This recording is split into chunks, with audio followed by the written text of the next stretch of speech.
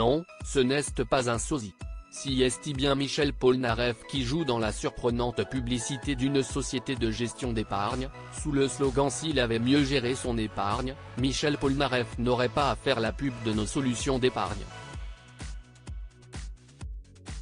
Mais comment le chanteur de 80 ans a-t-il été convaincu de se moquer de ses propres déboires économiques et fiscaux passés?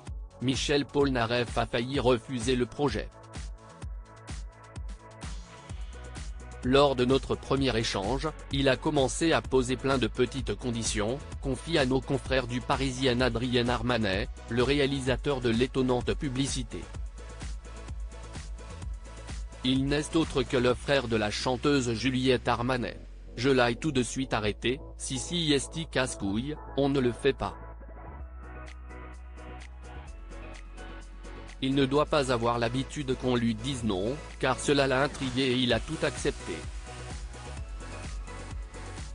Publicité de Michel Polnareff, un étonnant coup de poker de son côté, Michel Polnareff s'est expliqué sur les raisons, en dehors du sujet économique, qui l'ont poussé à accepter ce projet de publicité décalé.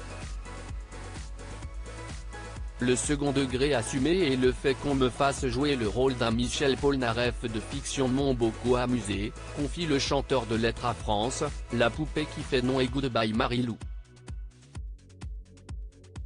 Il s'alourd même une publicité iconoclaste et décalée à l'humour ciselé presque british. Si le réalisateur de la publicité Adrien Armanet a dit à Michel Polnareff si est casse-couille, on ne le fait pas, il s'agissait d'un coup de poker. En effet, il ne voyait personne d'autre que le chanteur de 80 ans pour ce spot.